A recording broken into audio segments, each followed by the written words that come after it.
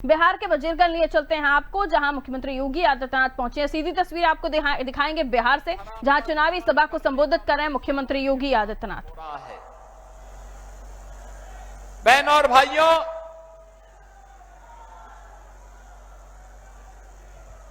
ये धरती इतनी पवित्र है कि मनुष्य तो ज्ञान, मुक्ति और अध्यात्म की प्राप्ति के लिए इस धरा पर आता ही है। सनातन धर्म की हमारी परंपरा है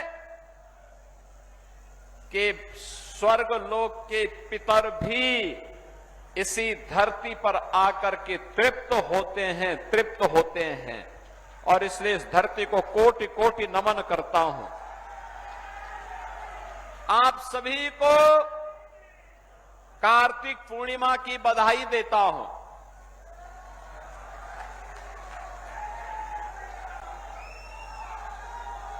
गुरु नानक देव जी का पावन प्रकाश पर्व भी है। सभी सिख बंधुओं को भी कोटि कोटि बधाई देता हूं।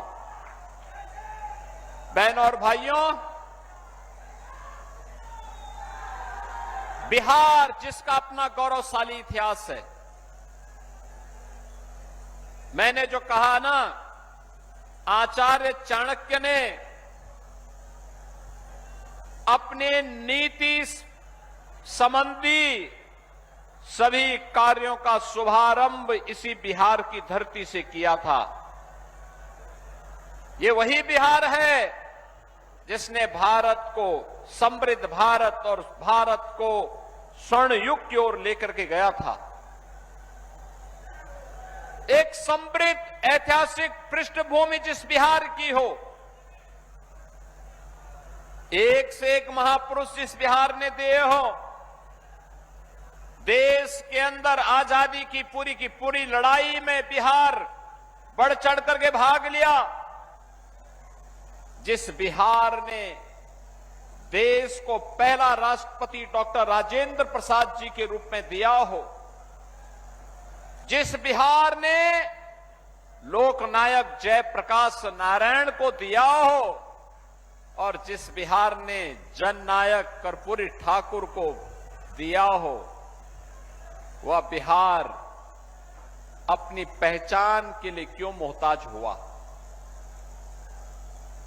बहनों और भाइयों, पहले कांग्रेस ने, फिर आरजेडी ने यहां लूटा, पहचान का संकट खड़ा किया, नौजवानों के रोजगार को छीना, अन्नदाता किसानों को बदहाल करके रख दिया, गरीबों को योजनाओं का लाभ नहीं दिया, विकास का पैसा अपने परिवार के विकास में लगा दिया। परिणाम क्या था? सब कुछ। राम मंदिर बनने से किसी ने रोक दिया क्या? कोई रोक पाया क्या? अयोध्या में राम मंदिर बन गया और सीतामढ़ी में मां जानकी का मंदिर भी बन रहा है। अब अयोध्या को सीतामढ़ी से जोड़ने के लिए, अयोध्या को सीतामढ़ी से जोड़ने के लिए अब एक कॉरिडोर बन रहा है। 6155 करोड़ रुपए मोदी जी ने वो भी दे दिए, काम प्रारंभ हो गया है। काशी में काशी विश्वनाथ धाम, कोई सोचता था उस संकरी गली में कुछ हो पाएगा? करने की इच्छा शक्ति होनी चाहिए, क्यों नहीं हो सकता? और बहनों और भाइयों, यही कहने के लिए आज हम लोग आए हैं, यही कहने के लिए आए हैं। हमें दुख था, यहां पर साल भर पहले यहां की एक बेटी जो वाराणसी में परीक्षा की तैयारी के लिए कोचिंग करने के लिए गई थी, उसके साथ एक दुखद घटना घटित हुई थी। हम उसकी जांच कर रहे हैं, एसआईटी गठित करेंगे और कोई दोषी होगा उसको सख्त से सख्त सजा दिला देंगे। बेटी का सम्मान होगा, हर बेटी को सुरक्षा मिलेगी और जो भी बेटी की सुरक्षा में सेंध लगाएगा उसका यमराज के घर के लिए टिकट कटवा देंगे। बहनों और भाइयों, आज सुबह में यहां आने के पहले